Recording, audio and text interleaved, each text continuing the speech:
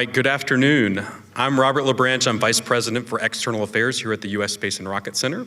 And it's my pleasure to introduce this panel today on fear, uncertainty, and doubt versus FOMO, fear of missing out. FUD versus FOMO, two things that we deal with a lot in our society. And I hope you're all enjoying the wonderful sessions that our team has prepared, as well as the beautiful weather that we're having. And it's my pleasure to introduce first Venus Quates, Venus is a very close friend of the Rocket Center.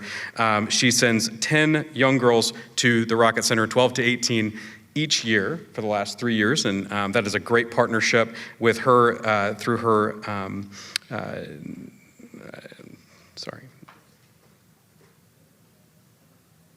Apologies. She has a program that we work with her on to bring some girls here to the Rocket Center, but let me tell you a little bit about her first. She is a game-changing U.S. Air Force veteran and entrepreneur and boasts a distinguished 26-year career as a technologist and a proven track record in spearheading large-scale technology transformation initiatives globally. In 2016, she launched Launch Tech, which has gained international recognition for its exceptional growth and outstanding technological contributions. As president and CEO, she leads the award-winning company in delivering cutting-edge technology solutions with a focus on emerging technology, modernization, and support of critical infrastructure. Inc.com has recognized Launch Tech among the 50 fastest growing companies and the top 10 women-owned firms in the nation. Launch Tech's expertise is sought by Fortune 500 corporations, military and defense, large system integrators. Beyond her professional success, Venus actively serves her community, contributing to the Girl Scouts of the USA, national and regional boards, advising universities, nonprofits, STEM, and veterans-focused organizations. She has also served as entrepreneur in residence, mentoring companies seeking VC and private equity, and providing scholarships for girls 12 to 18, as we discussed earlier, in space, aviation, cybersecurity programs across the US. And she remains a source of inspiration to aspiring entrepreneurs and seasoned professionals alike as she continues to leave an indelible mark on the world of technology and beyond. So with that, I'm going to turn it over to Venus, who is going to introduce her other two panels, Rakia and Kurt, and they will be doing a panel here on FUD versus FOMO. Thank you so much. Can we give him a round of applause? Thank you, sir. So I want to have a really casual conversation. I'm going to skip over this bio. I'm reading like, oh my God, who is this person? And I forget that it's me all the time. So I didn't change my name for this. I did really grow up with a name like Venus. I actually took a picture outside because this is the only place I feel celebrated. I used to get picked on for my name when I was a kid. So ready to have this really great conversation about this cool thing called artificial intelligence. And I was actually asked to speak, but I wanted to bring some cool people. So two of my favorite people here, Rakia Reynolds and Kurt Steege, and I think you will find them equally as impressive. So let's just dive right into the conversation. I'm going to ask you all to introduce yourselves and just kind of tell me about your journey in tech or not. And then we'll start from there. Kurt? Sure. Thank you very much. Kurt Steege. I'm the CTO at Thundercat Technology. It's a veteran-owned small business in Reston, Virginia. I don't know that I can really compete with that introduction there. I'm not sure I need to be here. I should just walk away. But so I have a fairly varied background. I have a master's degree in biology. Went through a couple of different areas. Began my journey teaching high school science and coaching track. Moved through a couple of different areas. Found out through the technology space, working with a lot of different folks, whether it be publishing groups or financials. Wound up as one of the last people at Lehman Brothers. Was there for that fun. And from there, I wound up as a chief enterprise architect at the FBI after that. So I did that for a few years on the public sector side. And then about 8 years ago, came over to Thundercat to be the CTO there. My job there is to really find all the new new and cool things that we can work with as a company, helping out all the other folks and all of our folks within the public sector, within the SLED space, and also within private space as well. Excellent. Thank you so much for that. You did a great job, actually. And Rakia. Well, I first want to say, is this on? Okay, I first want to say to Venus, thank you so much for bringing us here. It's such an amazing experience just to be immersed in the world of science. So I just wanted to give you snaps and claps for that. But again, my name's Rakia Reynolds. I'm the founder and executive officer of Sky Blue Media. We are a strategic communications agency with an overarching thread of storytelling.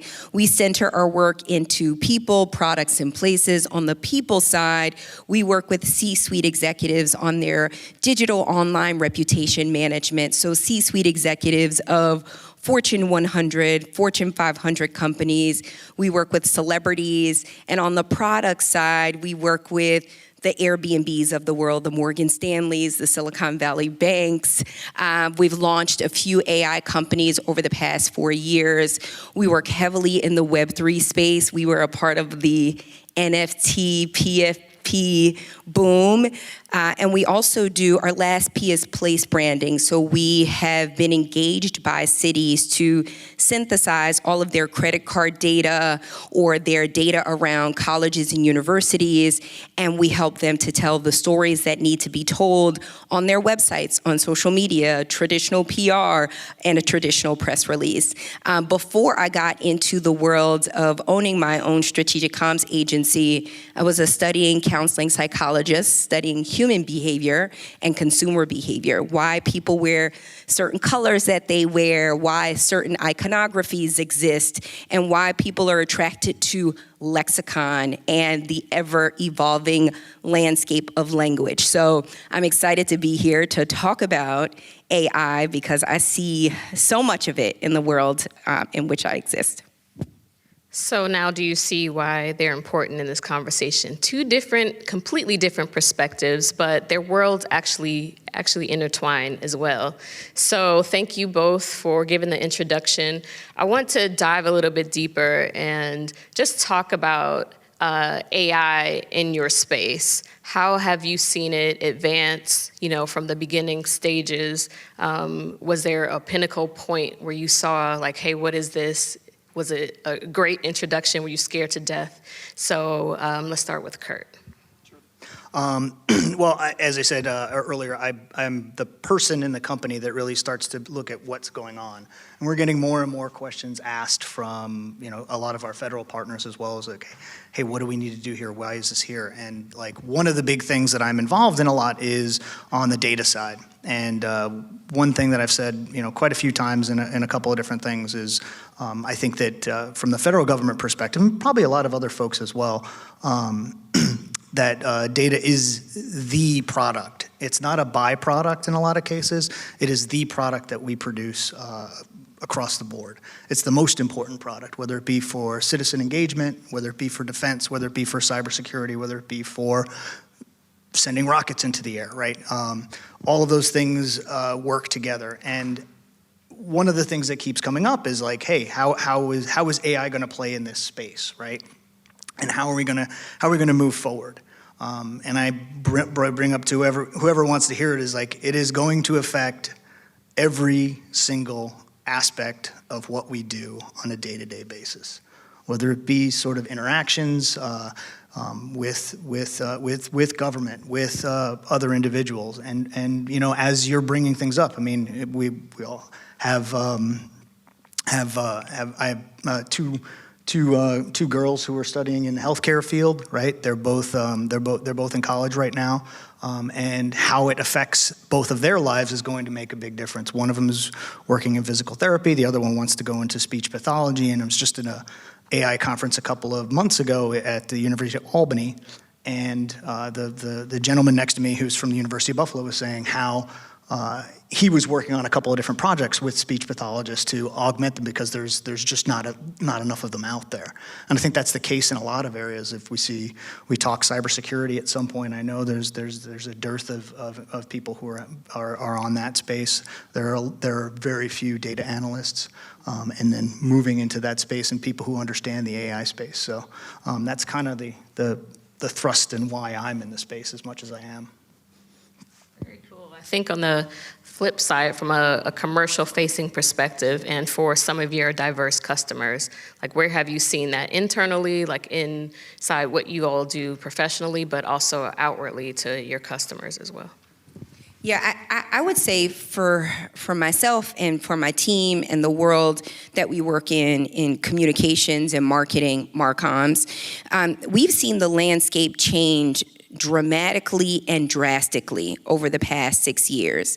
6 years ago, we were hiring people, we were hiring actors to come in to do voiceovers for commercials when we were doing big campaigns for Lincoln or a Toyota or for Dell. And we would physically, just walking you down the sort of user journey here, we would physically go and have, casting and research people and make sure that they were representative of the brand. When in working with Dell, when we were producing their larger campaigns, it was studying their consumer base, studying their customer base, taking a deep dive into who they were, what they were passionate about, and then finding people that could help with the narrative of storytelling there. And that was a long and arduous task to find those people. But it was fun because you rolled up your sleeve and you would get to figure out what the language was, what the script was, and you would have maybe 6 months working on something like that. Now, fast forward to today, we have trained an AI voice model, so we don't find those voice actors anymore. We've trained 3 people in our offices. We've used my voice. We've used a woman in our office. Her name is Genesis. We've used Javier's voice, and we've trained it into an AI voiceover. So we are not using those voice actors anymore. Before, when we were spending a long time writing scripts, our vice president of brand activism and storytelling is now, and we say, we don't like to say artificial. We come from, and let me back up a little bit. In the world of marketing, blue is the color of trust, honesty, and sincerity. And what it is, marketers believe that if you see the color blue, it signals trust to your brain. It signals you first to say, it's okay, be calm, and you can trust me, which is why 70% of banks use some hue of blue in their marketing, because they want you to come inside and spend your money with them and trust them while doing so. So for us, we've been looking at storytelling from all different aspects. And so when we now look at, our VP of activism and brand activism and storytelling she's like, our values are trust. Our values are honesty and authenticity. We don't like to say artificial intelligence. So we might say augmented intelligence or autonomous intelligence in our office, because we like to remix our word bank from time to time. But what we're noticing now is that everyone wants to be smarter, faster, and better. And they want people to do things at a fraction of the cost that they've done them before. And they're like, you have all of these tools available to you. So we've used the tools that are available to us. Now instead of sitting down in a writer's room, in my conference room with 15 people to think about a script, there might be 3 people in that room right now. And they're using ChatGPT to give themselves inspiration and prompts to do a framework, and then, drawing out those scripts. We use AI for voice augmentation. We use it for color correcting, sound mixing. So a commercial that may have cost us $250,000 before, maybe 5 social cuts here and there, we're now looking at budgets that, we had a major Fortune 100 company tell us yesterday on a call, we know you done this for $250,000 before, but can you do it for $75,000 now, and using all of the AI that's available to you? Oh yeah, lots of changes. Wow. I think that's I think that's funny because especially when you mentioned about the voice actors, because I've had to go through a couple of those things where either it's myself or somebody in the company, but also have had a couple of those instances where working with different companies saying, hey, here's 10 people reading the same thing. Right. Which one do you want? And it was interesting just because, having to understand, as you're saying, understand the subject in some cases. This particular one was about DevSecOps and how that would play into the federal government. But I just find it interesting to see all of that, had that change there. Sorry. No, you're spot on, and love to see how it's not only changed from how people work, but it's also changing things from a financial perspective. Yeah, so that's changing revenue and a lot of other things too, and the asks from your customer base. That's interesting. One thing point I want to make, I actually used ChatGPT on purpose. I had a couple of questions, but I also asked it what else I should ask based on their bio. So I wanted to use it firsthand and see, and make it a part of the conversation. So I'm going to ask you some AI-generated questions here. So we've talked about AI in your sector, Rakia. I want to go a little bit deeper since this is a town where military and defense is prominent. So Kurt, let's talk about the introduction of AI in the defense and military space. From your perspective and with your current customers, has it been a pushback? Is it in resistance or favorable? I'm sure it runs the gamut. I would say there's very little pushback in terms of moving that forward. I mean, you can look on. There's a website, ai.gov, and you can go take a list of every AI project for the folks that have reported. I started kind of looking through a few of them just to see what I could find, and the ones that I've worked with, not necessarily military, but we do a lot of work with the Veterans Administration. One of the interesting ones that I know, I've had conversations, and hopefully you'll come to the healthcare AI one that I'm working on in April, and the head of the VA for AI, they have an AI head of VA, Dr. Gil Alterovitz, and they are doing things like taking patient information and then mapping that to different trials, drug trials, or other types of medical trials that they can match up them quickly and get them in, because a lot of times there's a time issue, right? You have to make sure that you're added to the different trials up front or as soon as possible. Some other ones that were out there. One just interesting since we're here. One of the NASA ones that was out there was brought with the information that was put on the Galileo spacecraft that went past Jupiter to find ice flows on Europa as it was flying by. So there's a lot of that going on, and it does span the gamut, and there's so much of it. Like everybody hears AI and they think ChatGPT, generative AI, but that's not it. There's so many other parts to it. There's just general AI type things. There's machine learning. There's deep learning, and generative AI is just a part of that, and they're just layered on top of each other. And the hard thing in many cases is finding the right tool for the task. So you don't necessarily need to use this. You don't want to use a hammer for everything. You want to be able to use the different tools for the different parts there. So I'll leave it there and see if Rakia has anything. But I'm going to have to ask her later, if my colors are okay. The psychology of colors. I will say I noticed the color patterns in here. It always tells a story for me. But I do want to go back before I answer this question, because in telling the story about, the Fortune 100 company saying, could you cut your budget? What I will say is the human intelligence piece of it is where we've been able to see more of an uptick. Because although there are the tools out there, people don't know what net new tools they should be using. So, is it Gen AI? Am I using a large language model versus, something that's going to do text to speech or text to, I work with the deaf and hard of hearing community as well, We just came back from the Super Bowl, having deaf performers, perform in the halftime show.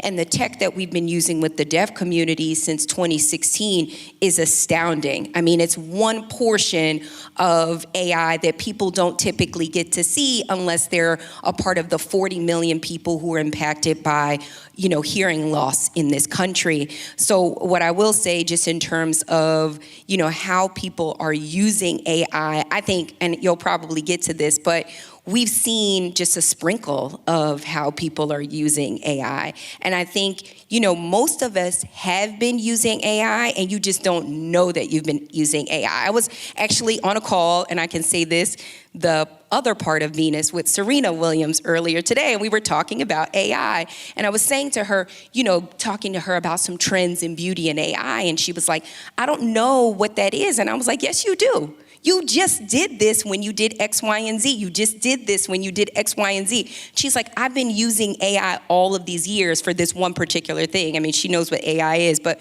we were talking about beauty specifically, and she's like, I'm so surprised that I've just been doing that same thing when I use this app, or when I use that, or when I use that Chrome extension, or when I use this Google extension. I'm really using AI.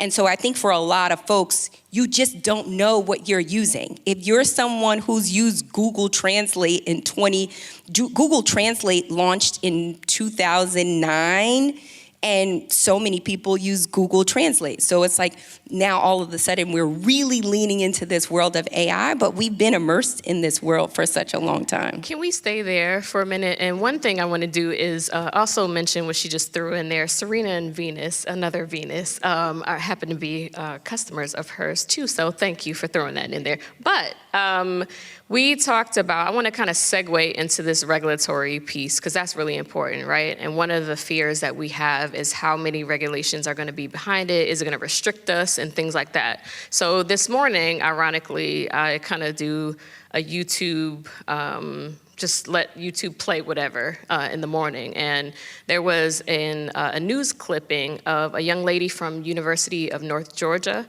And she actually, I don't know if she's been expelled from school or something harsh, because she actually used Grammarly to check her spelling. So they found that, I guess the school has a policy. I use it every day. When we onboard new people inside, they have to use it. If I see, I'm gonna lose my mind if something is misspelled, right?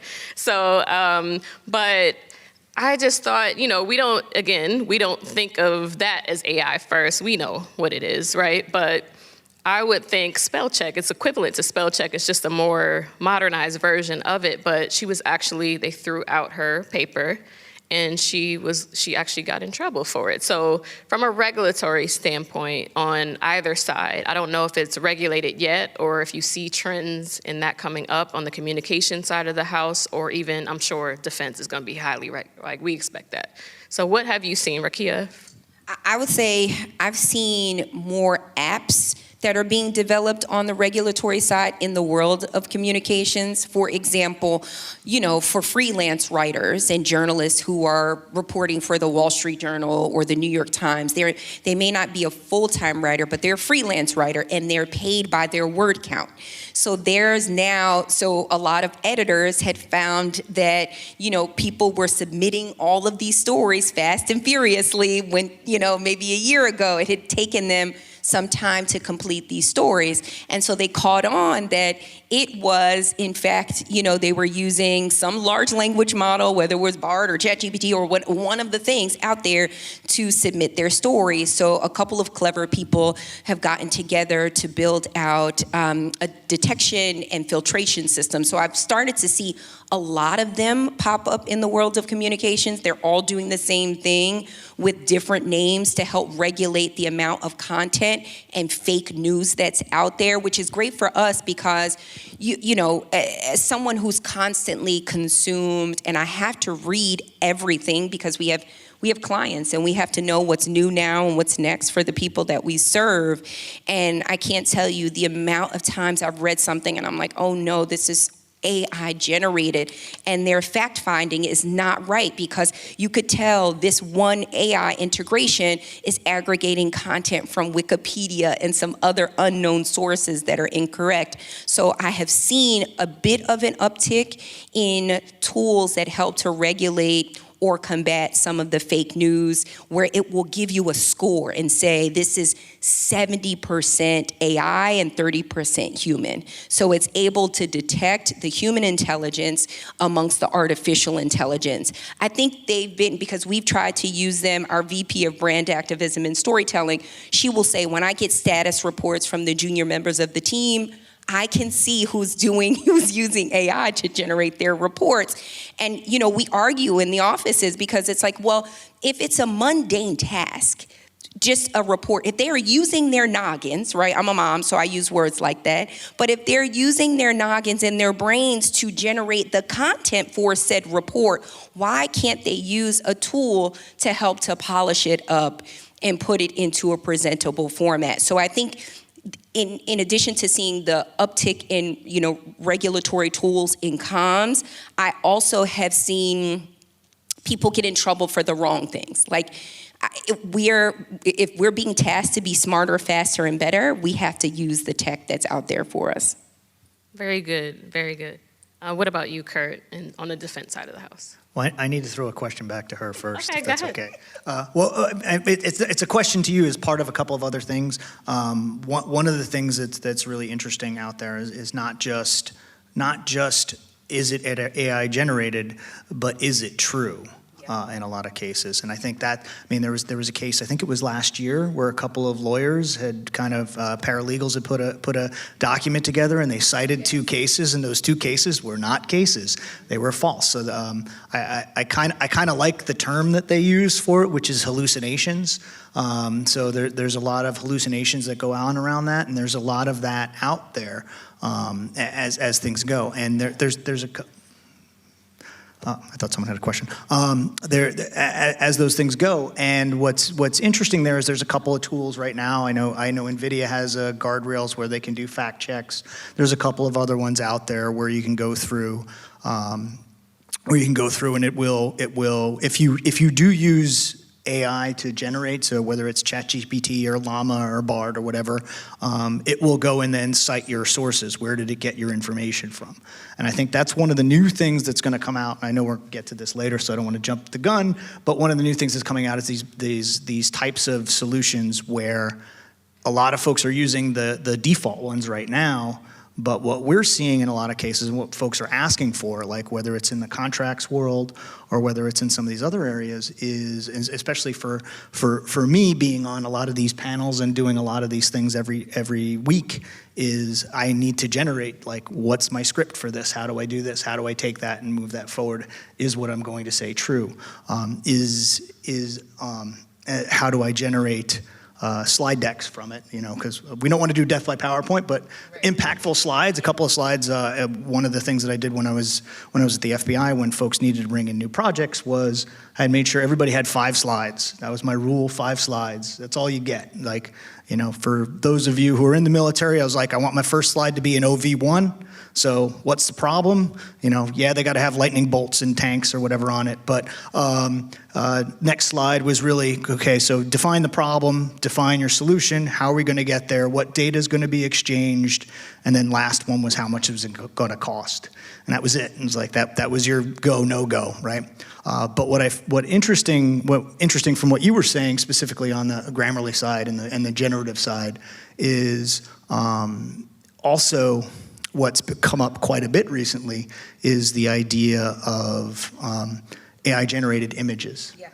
And like, if you're representing people, like, there's a big thing with Taylor Swift recently.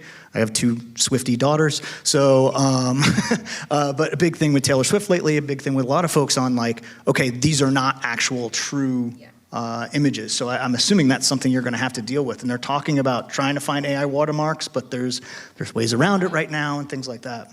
Yeah, it's really tough in the name, image, and likeness space. So, you know, on the C side of the, you know, the folks that I work with on the celebrity and C-suite executive, you know, name, image, and likeness comes up all of the time.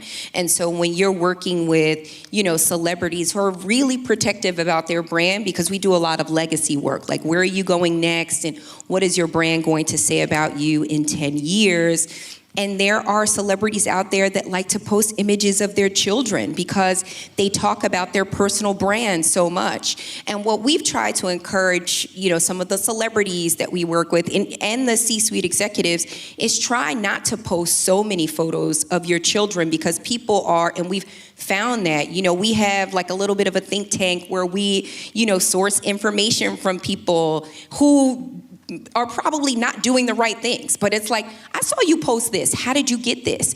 And we've heard stories from folks that they're like, listen, Rakia, let me give you a bit of advice. When you are doing a keynote and you're speaking, try not to post clips that are over 5 minutes, because our people can come in with a 5-minute clip and over, study, do voice recognition, and do a video simulation, which is gonna be coming out in the next probably 30 days, an app, an extension called Sora, where it will be a simulation of you walking down the street, picking something up and doing something you may not be doing. All we need is 5 minutes to study your actions, your intonations, the way that you move, your inflection points, all of those times, all of those things. So we also, in the sports space, because I do work with athletes and I advise companies that are working specifically in the vertical of women's sports, because we've, you know, represented the most decorated, you know, athletes of our time. And what I'm seeing in the women's sports space is young women who are in the NIL space, you know, getting deals from a Ford or a chapstick company or something like that.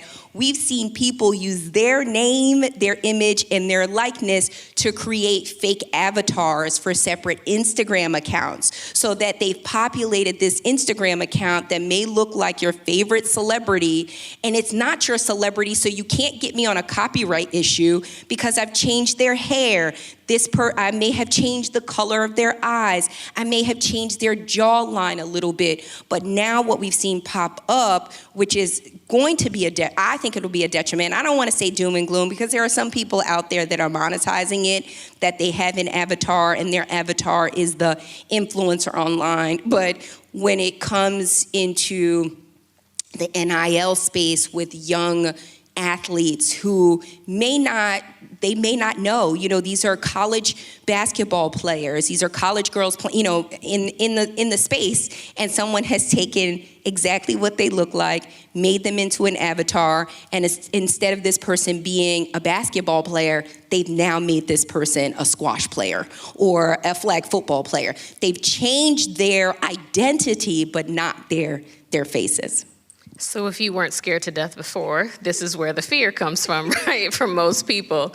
When I was thinking about this topic, that was one of the topics suggested by the organizers, I thought about my mother first. So my mother was one of those super risk-averse people that is like, oh my God, do I have to put my credit card number on this website? Like, where is it gonna send it? You know, so God forbid if she gets a hold of this conversation, she's gonna be scared to death about what's happening. She's not gonna wanna touch the phone or anything else. So as we talk about all of these apps and all of these things that are coming out on the horizon, the next 30 days, this major app coming out, how would you advise the audience members to choose, you know, to select a product or to evaluate a product that might be more AI forward?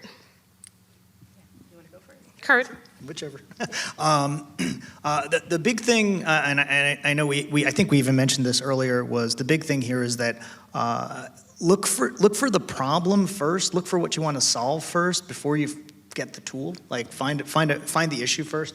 Like a lot of times, I've had you know different groups, you know, different agencies come to me saying, oh, I need to do AI, and I'm like, okay, well, what do you actually need to do? And like, I'm working with one group right now that wants to talk about things like protecting citizens through It's a coastal town.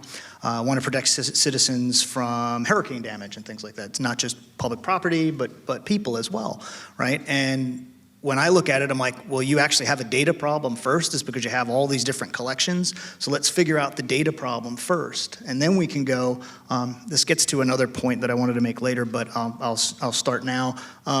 This sort of bimodal AI. So you get a couple of different tools. So first you figure out your data issue, then you can start to say, okay, at this point, this storm surge drain needs to open, or you need to drain this over here so this happens. So those are all individual things. Like you do the work to get the information together, you do the work to do these small tasks one after the other. But then we can start to bring in the next phase, right? So the next phase where you start to use generative AI, you start to use deep learning models where it's like, okay, I'm getting this alert from the National Weather Service. I know that this storm is coming in. I know that it's coming in this direction. I know that from a historical perspective, I have X, Y, and Z. These all things happen. This street flooded. That person lost their home. So now what we can do is, once we get all of those parts together, so that's what I call it multimodal. I don't want to get too Gartner on anybody, but multimodal, so that you can take these things piece at a time, find an issue that you want to solve, and then find the tool that meets that issue. Yeah, I love that. I think, that's spot on. The only thing I would add is, and this is just in the work that we do at Sky Blue Media, we always work with companies that have some sort of mission, like a real mission, not one that's just written on their website, a vision and some values. And we always ask them, can you repeat your values so that we're always on the same page? We don't ever want to be misaligned or misstep when we offer something. And a few weeks ago, there was a celebrity we were working with, and this celebrity couldn't make it to a speaking engagement. And here I go on the phone, so excited. And I said, well, what we can do is we can use a voiceover. We have a trained, AI voice model. We can integrate her voice, and she can give the speech without actually having to be there. Or we can have someone from our team put some sort of hologram up. And I was going on, and they quickly cut me off. And they were like, absolutely not. I was so embarrassed. My whole team was on the call. They were like, absolutely not. One of our core values is integrity and honesty, and this would be dishonest of us to do so. And I took such pride in that. I was like, this is a company that knows exactly where they stand. They are really immersed in their values. They don't just have them on their website, and they actually stand for something. So I would say just understand what your mission is, your vision, your values, and always stand 10 toes down on that. I gave a talk at TikTok. They had their global conference where everyone comes from all over the world, the engineers, everyone, and they talk about the trends for the upcoming year. And I presented this wheel of all AI tools broken down into different colors, from hot pink to orange to yellow to green to light blue. And each color represented a vertical in which the AI tools existed. There are so many AI tools out there for communities that are marginalized. And for me, that's deaf and hard of hearing communities because I work with them.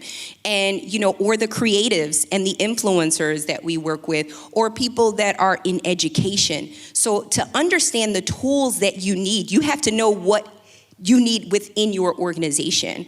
Where are the areas where you won't move? There are people that, have organizations that say, we are not gonna be about this hype around people losing their jobs. We still want writers. We don't want our writers replaced. We have 3 writers on our team, and even with all of those tools, I would never replace those writers because they understand nuance.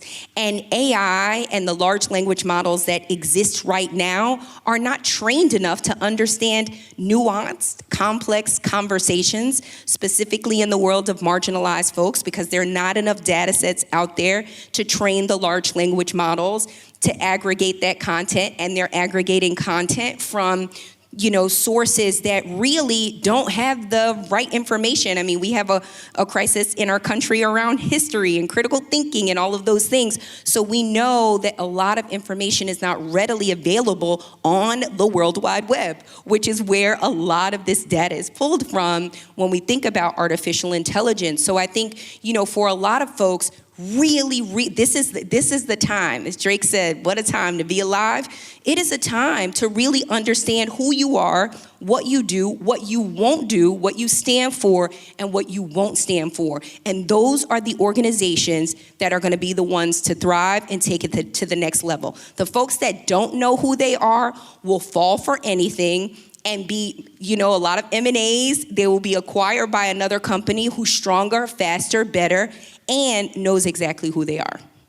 That is fantastic. A good segue into something I want to talk about next: impact and ethics.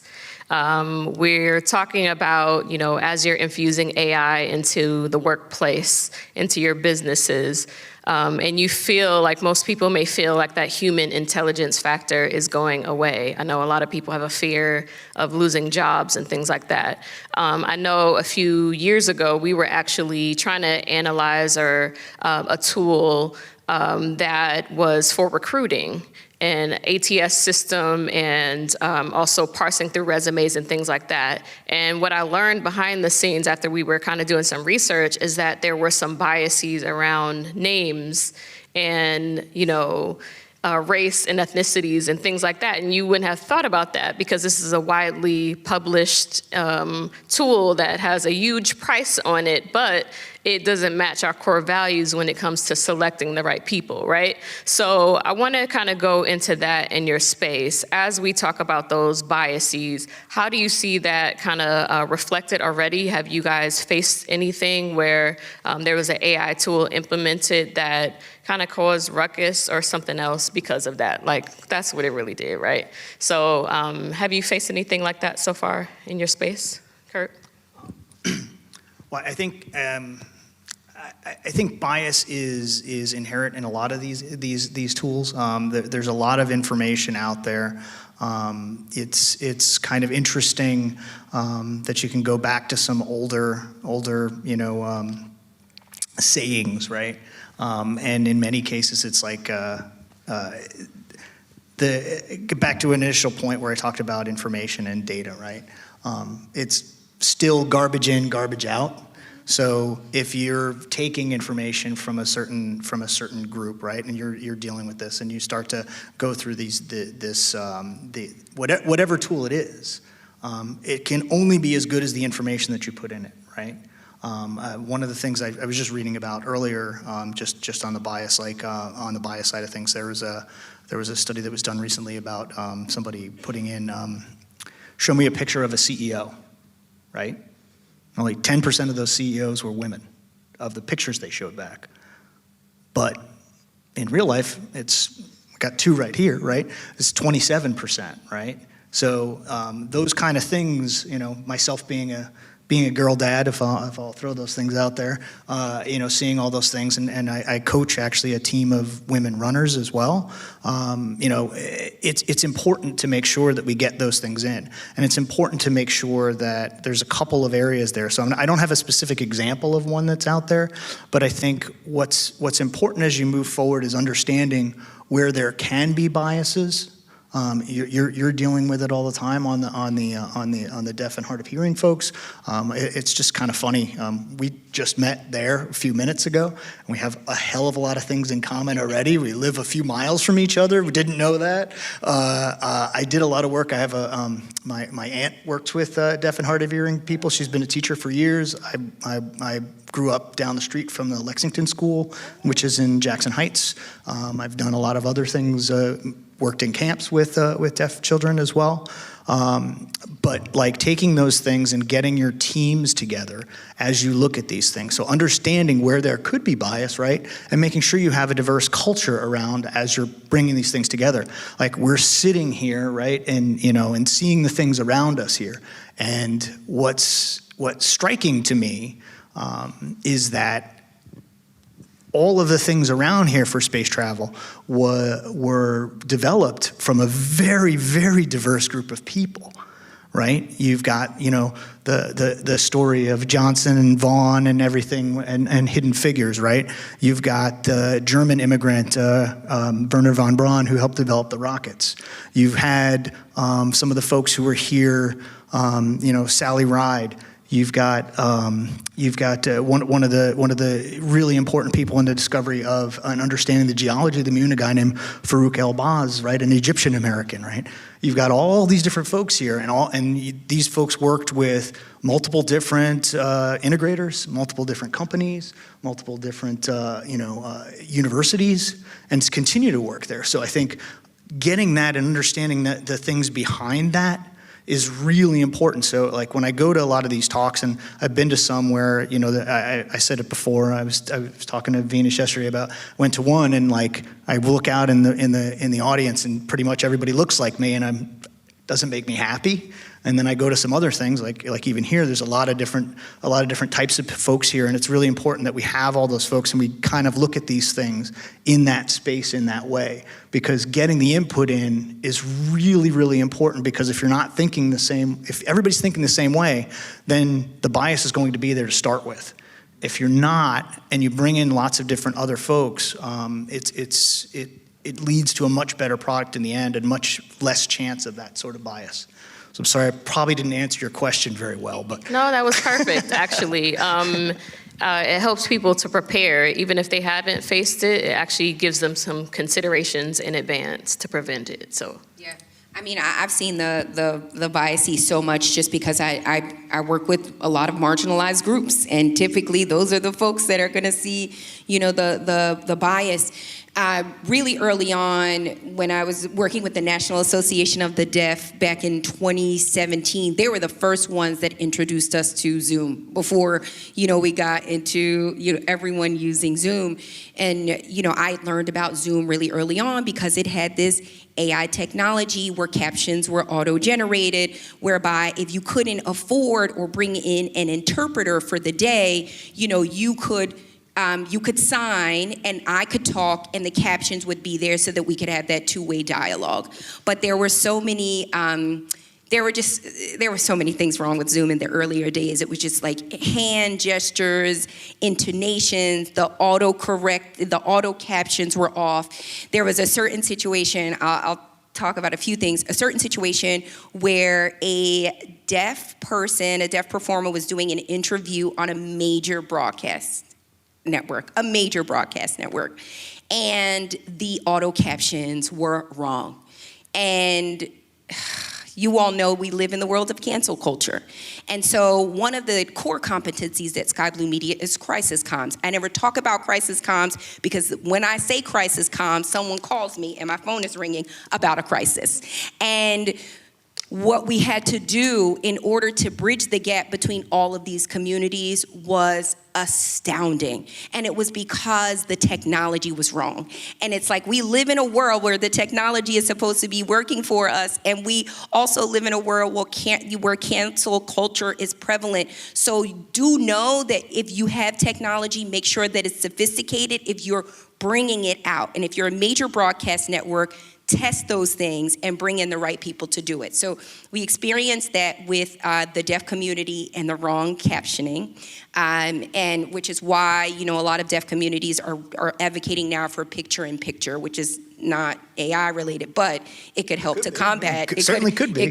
It could help to combat some of those challenges.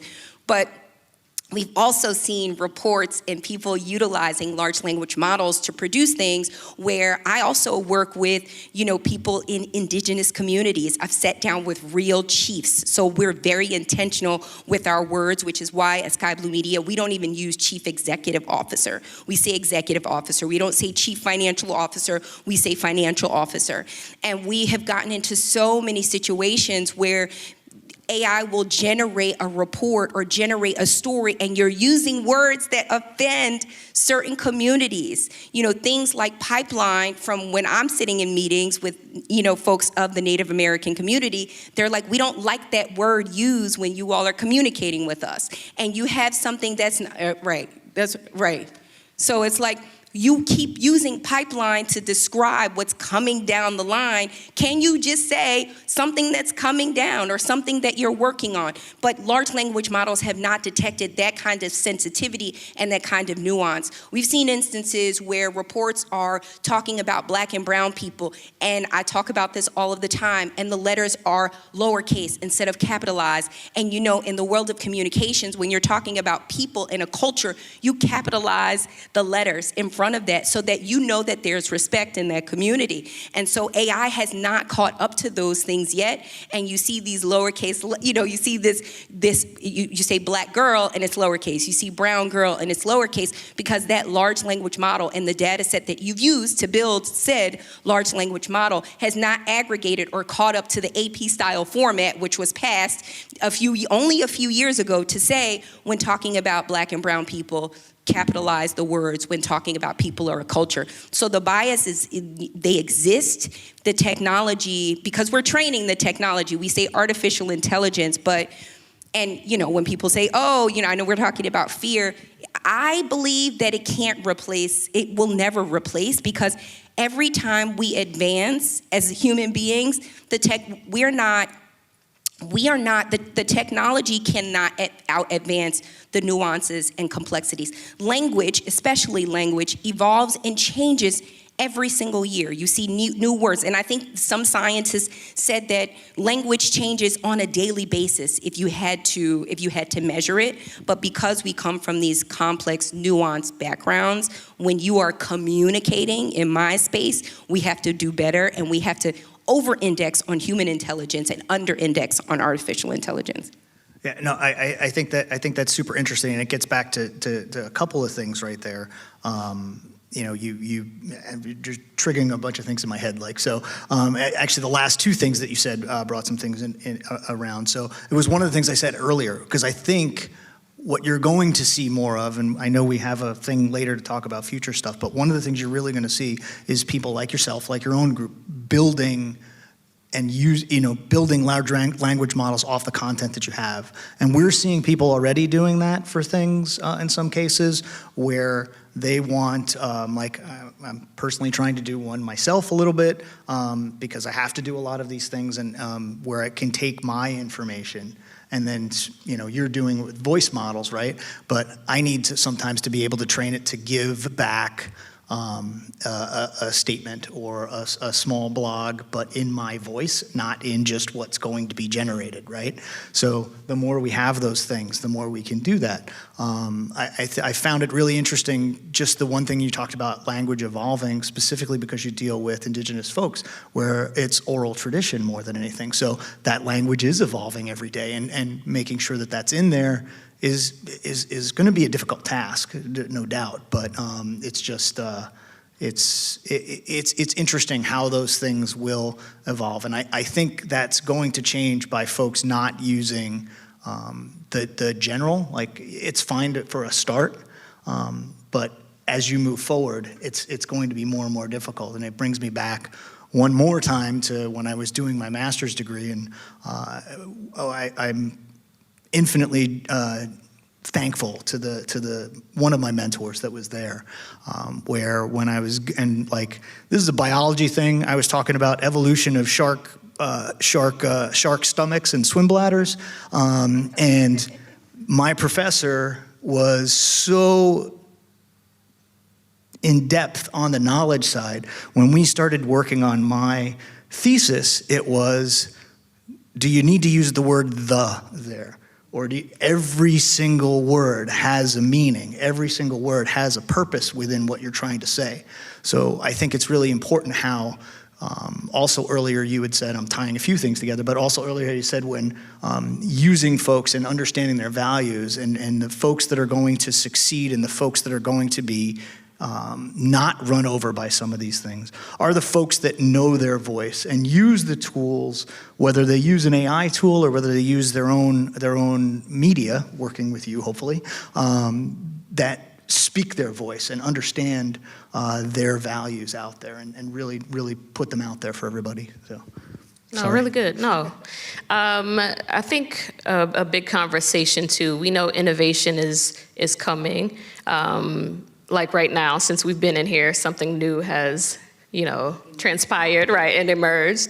So I want to talk about overcoming the challenges. Innovation actually is necessary to fix a problem half of the time. Like, that's why most of us create businesses or have new projects at work or things like that, right?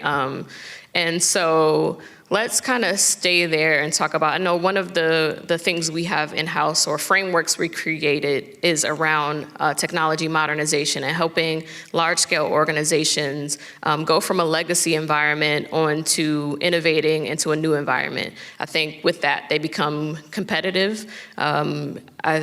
I know for sure I was in the military, and after a certain year and tenure, we knew who was PCSing or who was retiring because they just stopped working for a while, So you get that in these environments where, listen, I can talk about us because I'm a veteran. Like, this just happens. So it's like that in corporate environments and just regular work, right? You have lifers that are there, and you have people that are just kind of skating on till they retire and then they're out, right? So, but in tech, you have these people with this legacy knowledge and that don't want to learn anything new. They just want to know what they know, and that's it. They don't have time to be adaptable and whatever else. But technology is ever changing, and you need to make sure your workforce is at the forefront. So what advice can you give on, just kind of preparing for those challenges? I know we talked beforehand about an AI product that was created, and it didn't kind of work well. So talk about that a little bit and how you bounce back, when you were trying to innovate, but something didn't quite work as... I have many of those stories. I think in the world of innovation, there's iteration. So if you fail at something, you'll iterate, bounce back, and you'll move on. Or maybe you've inspired someone to create the thing that you couldn't create. But in 2019, my goal was to build the first ethical intelligence model. And I pitched around to all of these folks, had gotten some seed funding from the first investors of Uber and LinkedIn. They had known me because I actually launched the global comms for Uber many, many years ago. And I said, I have this idea. And they said, Rakia, we don't care what it is, we'll invest in you, which is flattering, and that's great. But you also, from an investment standpoint, you need someone to tell you exactly how to spend the money. And, for me, the investor, he's a big investor, so I won't put his name out there. He's amazing. But he said, Rakia, the technology that you want to build is in the future. And we don't have technologists that are trained to do this right now. So if you could wait 2 or 3 years, you'll see other companies, bouncing up like this. And I was like, no, I want to be the first one to do it. I want to have the first products. And he kept saying, we're going to give you this money and you're going to spend a lot of it. You don't need to spend it because in 3 years, I guarantee you something else will pop up like that. We revisited in 2020. We beta tested aspects of this tool in 2021 and 2022. I can say it now because it failed. Maybe it'll revive itself. But the tool was called Virtue.L, so virtual, and it was an ethical intelligence tool. And we, every single month, especially in 2020 and 2021, when the world was learning and unlearning, and we just had everything going on after the murder of George Floyd, people didn't know how to communicate internally. So we created these downloadable digital toolkits every single month that said, this is the news you can use, this is everything that's happening this month. These are the words you should use internally, and we built it out for a lot of HR professionals. These are the words you should be using internally, and these are the words that you should omit from your lexicon. Do not say this. Don't say that's a blind spot, because you have people in your organization who are actually suffering from being hard of sight. Don't say that fell on deaf ears, because you actually have people in your organization that are deaf. So we had built out these robust language, digital, downloadable toolkits for Morgan Stanley, Airbnb, Revlon, Dell, Microsoft, you name it, every company. And we had a list that we were sending it to every single month. 100 downloadable toolkits. And the goal was to have it be online so that some of that information could be picked up and aggregated by AI models. We had professors come in and help us write this. This wasn't us operating on a hunch. We had people who had their masters of fine arts in writing, who had studied with some of the best. We had authors. We had the chief diversity officer from the ACLU. Everyone contributed to this language model that we were building, and it was all about ethical intelligence. And then the world stopped caring about being ethical. The world stopped caring about, it was like the novelty had worn off. In 2021, 2022, and by the time we got to 2023 when we were supposed to launch, when I should have waited to launch it here and I could have, fixed some tweets, made some tweaks, but the world, people were numb. People were like, I've learned, I've unlearned, and I don't really care about, and this is real data we've gotten, from HR professionals. People don't really care about how people feel because of impending recessions and inflations. They're bigger fish to fry, so to speak. And it failed. There was another tool, speaking of Serena Williams, worked in 2018, 2019. It was this amazing tool we were building where, she couldn't do 100,000 speaking engagements. So we partnered with this technology company and we said, what are the 10 questions that people ask all of the time? So you could hold up your phone and Serena would be sitting on this chair, or she could be sitting on a desk, or she could be sitting on a stage. You would hold it up and the computer was programmed with the 10 questions that people would typically ask. You would then be given a prompt to ask one of those 10 questions. We were building it for schools across America so that a fifth grader could say, I got to see Serena Williams today and I got to ask her these 10 questions.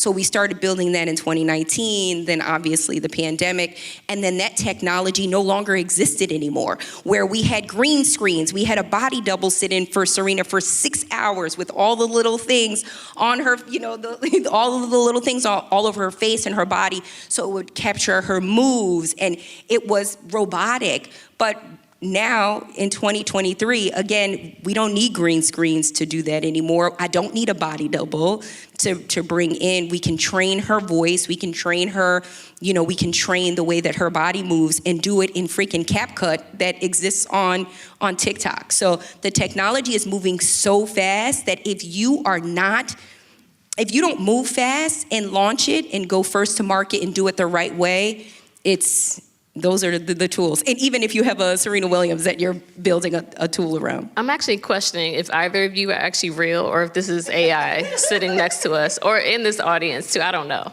So Kurt, what about you? You're a CTO of a company, a rapidly growing company. So innovation and all that is ever changing. So how can you give some advice as we segue into an advice portion of our segment?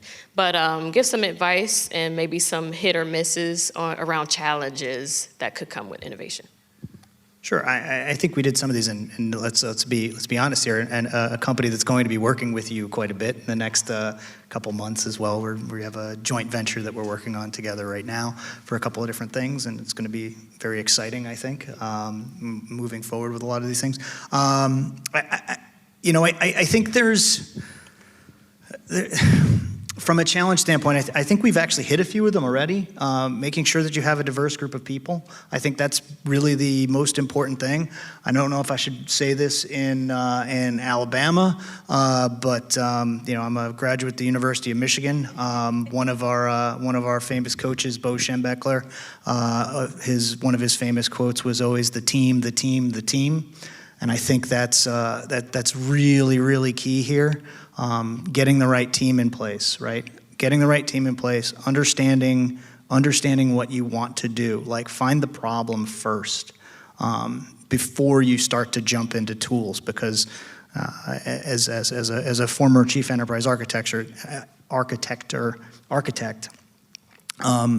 doing technology for technology's sake doesn't really work. You need to have a present issue in order to solve first, and you can start small. That's totally fine. What I also find interesting, and I'm going to tie something that you said a little bit earlier about, and it kind of works with both of you here in terms of the pace of innovation right now. So I did a talk at supercomputing a couple of years ago, and one of the things, and I fell back on my science background and started to talk about, like, we're at this really interesting inflection point right now where you have so many models, so many algorithms, amazing technology from lots of different companies right now, from a hardware perspective, where there are things that could be done, I won't say easily, but they could be done before. A lot of things that were done before. If you look at the history of something like the Human Genome Project, right? Human Genome Project took 13 years in order to understand one strand of DNA and code that out, right? We can do that now in under an hour, right? The ability, the amount of algorithms, the amount of patents that are put out every year on AI, just in the last 3 years, it's complete logarithmic scale, a hockey stick, or however you want to call it, right? You've got the ability to kind of do things and act on them in real time. The idea of, autonomous vehicles, the ideas around, a lot of these things have been around for a while, but we're at this point right now. It's a concept in evolution called punctuated equilibrium, where things stay at a stasis for a while. They are increasing. We're still, things are still evolving, but you get to a point.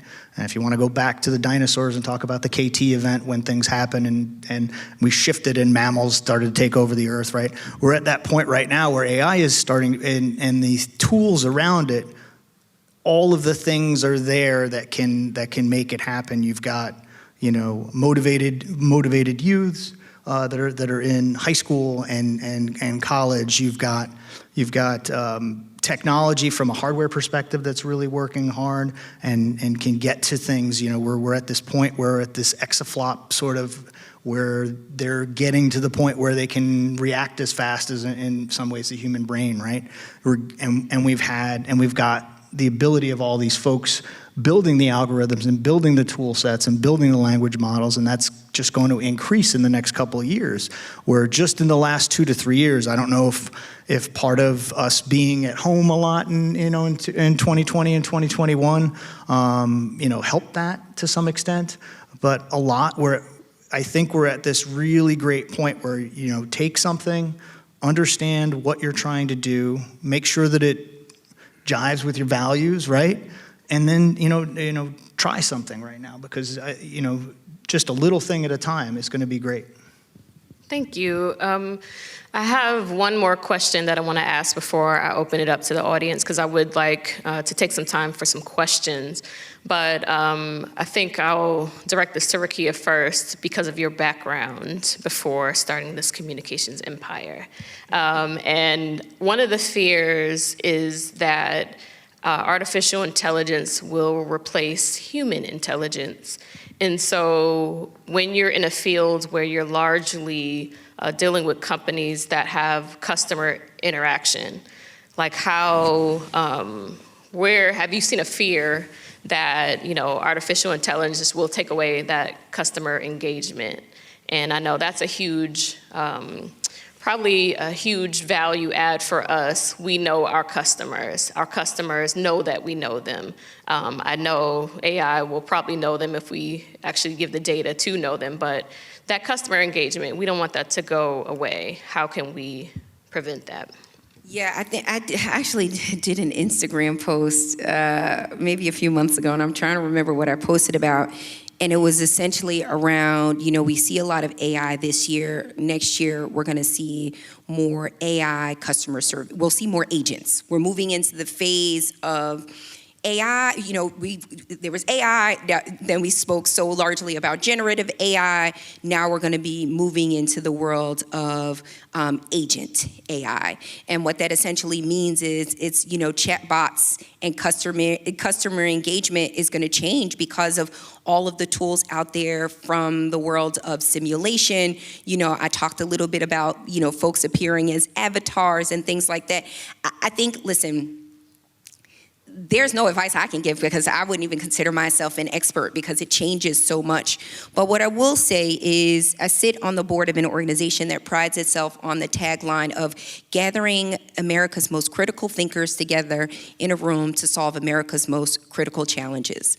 And for the folks out there, I think where you should dive into is really bringing in folks within your organizations that are contrarians, that can see around corners, that are real strategists, that understand the landscape of critical thinking, and who can see past when I say see around corners, they understand the value of net new tools, but they also understand the risk of using the wrong net new tool within your organization.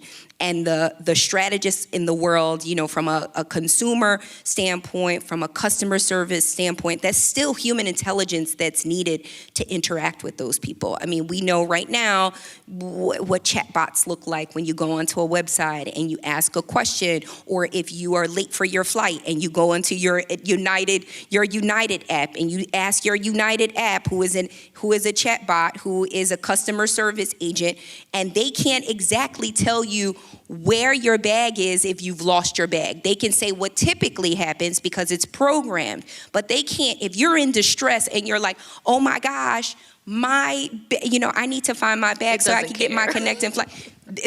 The little bot is going to come up and say, go to lane 3, because that's what it's programmed to do. We cannot be as complex as that yet. I do think in the world of customer agents, there are a lot of folks out there spending time trying to refine what those tools will look like. They've taken all of the mishaps from the Web3 boom. They've taken all of the mishaps from Gen AI and what went wrong there, and now they're going into what can work in simulations, what can work from a text-to-speech standpoint, what can work into an imaging standpoint, all of the things that we've talked about on this stage today and on the chat, on the artificial intelligence agent piece of it, the customer service piece of it. You'll see all of it wrapped into one. It's like it, and we're only seeing the beta stages of those.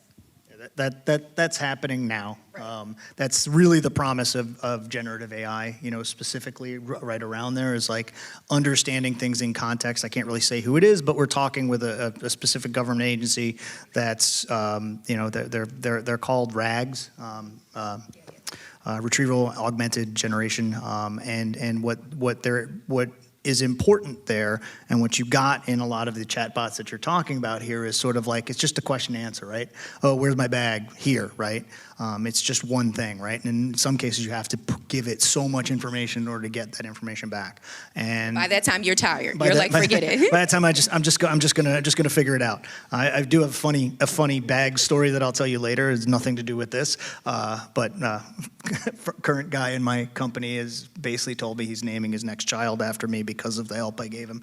But anyway, the generative side, it's really on the context world, right? So understanding the context around what's behind there. So this particular government agency, which has a role in a lot of back and forth with the public, has requested out there, and we're just one group that's talking to them about it, but being able to get information, re-register for a specific thing that you need to fly, or want to use when you fly. It's a public request for information. So, but basically understanding these things and getting out there, so that when you ask it a question, it's like, okay, I want to re-register for this, and I want to get back into this, and I want to go. So you don't have to ask it as much questions anymore because it has the context, because it's building out, multiple large language models, whether it be through, some of the stuff that's out there, whether it's not ChatGPT, but Amazon has their own version and Salesforce has their own version and lots of other folks have their own versions there. But, what you're saying is definitely happening, whether it has an avatar like Tiny Jensen, if you ever watch some of the NVIDIA things, or the different chatbots that are out there. So that's definitely on the way. It's definitely coming very soon, and they're getting much better about how that stuff works. I think one place where we think we want to have AI infused is when now it's hard to find certain talent in certain spaces. I've seen a lot of call centers go to having their people in a large call center space, because of COVID and things like that. But now everybody's at home, so you're calling. I remember I called to make a change in my insurance, and I hear a dog and a baby in the background. So you're like, okay, this would be an instance where, a chatbot or something could have helped me because I can't even hear you over this stuff, right? So, and on the other end, you're dealing with a chatbot who can only answer 3 questions if you phrase them correctly, or it's like, no, that's not a good question or answer, right? So it's a frustration that I think will be never ending as we progress and kind of move forward. I don't think I got into that and I got sidetracked. I don't think I answered your question. Oh. So we were worried before about not having to talk enough, and I said, no, don't worry about it, I'll talk. One of the things that's interesting, you talked about fear and folks possibly losing jobs. I do think jobs are changing more than that. There's the idea of, I think we talked about this on the call the other day, there's an idea of someone who's more of a prompt engineer and understands how to work with the different tools. That's something that's there. I think jobs will move, and folks, you said, I think it was you speaking earlier, Venus, that talked a little bit about I'm not going to do anything different, and I think that's the trap right there. One of the things I've told a lot of folks in my time, the idea of that's the way it's always been, that's the way it's always worked, and if it's not broke, don't fix it. Those are both cop-outs, in my opinion. What you should be doing is going in consistently and asking the question, how do I make it better? Can it break? And if it breaks, how can I make it better? And how can I fix it? And continually doing that over time is important. So I think the fear is there, and I think it's a real fear that folks are going to have. But I think there's also such a great opportunity right now for just more and more people to get involved in this. Yeah, that is true. Evolution, if you're not innovating, you will eventually be left behind, right? So I think we have time for a couple of questions. So is there anyone that has some thought-provoking questions that we can provide thought-provoking answers to? And I think you can just stand up and kind of shout it out, right? Whose tagline is that? Innovate or die? That's somebody's. I can put that on a shirt. You said innovate or die. That sounds kind of cool. From a marketing standpoint, can we sell some shirts? That is someone's tagline already, so we don't want to get in trouble. Oh, God, okay. It's a trademark. Don't post that anywhere. Anybody have any questions? Oh. She said TikTok, I know, so we might have to dance if you don't ask questions. Ask us what we ate this morning. I'm not sure. So in the ed tech space, any ideas around innovation, the fear around that, and things like that? Let's dig into that a little bit. I have 2. One is some new technology that's going to roll out called Sora.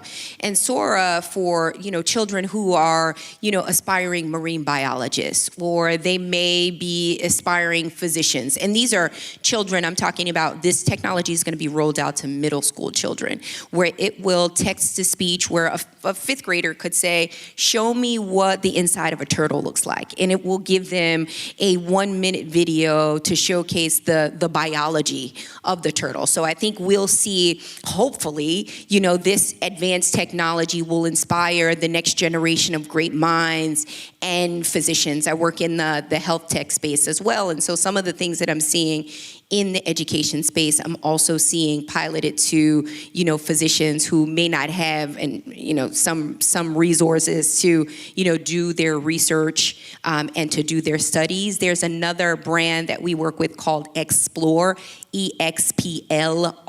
That's how they spell their names. They used to do a lot of productions for like Planet Green and all of the educational shows. And what they've done now is they've used technology to partner with the Department of Education to find the next, next AI creator. And we've found that, in all across the country, these are students that are ages, I think they range between 8, so I think like 3rd grade all the way up until 12th grade, where they're submitting new technology that could help to solve a real problem. So we've seen things a lot of young people are trying to solve problems around mental health. So we've seen a lot of AI be geared to how do you give some prompts, and some of the technology I don't agree with, but it's technology that makes you feel seen, or if you don't have friends, or if you're someone who's been bullied, like this is technology that is brought into us where we have to sort of evaluate, is this something that should actually be on the market? And so what we're seeing from young innovators creating technology in the education space are things around, how do I go to school and how do I feel safe? How do I use AI to talk to me when I don't have anyone to talk to? So some of it is like, oh my gosh, I know we're talking about like the fear piece, but we're also talking about the piece around excitement. So I would say in the education space, I think we'll see an uptick in the next 6 to 8 months around what kinds of tools that are out there. I will say Canva, like tools that already exist, are bringing in really great AI integration for students to build out colorful decks and to create on a visual storytelling standpoint. If you're not that great with words, I am a child who was an ADHD child and was given certain provisions on how to turn in my homework. So I'm excited to see that there are tools offered to children who are a bit differently abled, and they may present in colors and stories using AI integrations on Canva, or they might be a student that is using more of these simulation tactics to present some of their work. So I'll stop there. There are a lot of tools that come across my desk on a daily basis that keeps me hopeful, because I think also from a human intelligence standpoint, the hands behind the brands, the people that are trying to create this technology, they're really trying to solve real problems. It's like, and some of them have stories and they say, oh, this happened to me, so now I'd like to create some technology that could do this. Or I've seen an instance where I could be doing a little better, or I'm a gamer and I want to gamify my experience, and I want to take all of the things that I've done to gamify playing Fortnite, which I don't love, playing Fortnite, but it might help to advance the way that I'm memorizing things. Because one quick other thing about AI that I'm actually going to be writing a piece for Fast Company about is we are running the risk of memory loss as well.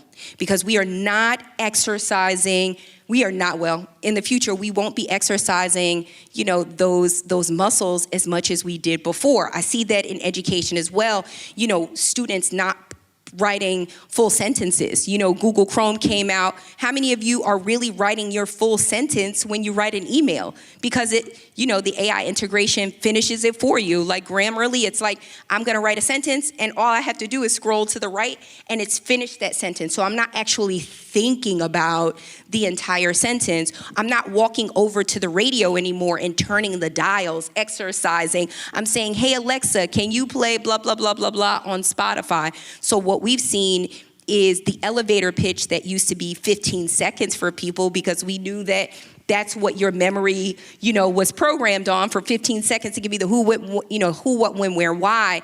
We're seeing people have more and more, like the attention spans have gone from 15 seconds to 8 seconds, and now we're gonna start seeing some of that, like, I forgot what I was gonna say. Can you repeat the question? Or can you tell me what you said one more time? Because I'm not exercising those things anymore, because I'm asking Google and Alexa to do those things for me. Very good, thank you. Kurt, do you want to quickly, while I think the next question will be us getting on out. See, we've talked the entire time. We didn't think we would have anything to say, but I was all you have excited anything to about. add? I was all excited about the education side of things, just Oh. because I think there's a couple of things there. There is the uncertainty, the fear side of that, where we can get to that point. But I think there's also, again, a really interesting opportunity if you talk about the ideas, the simulation type stuff, so people can do those things.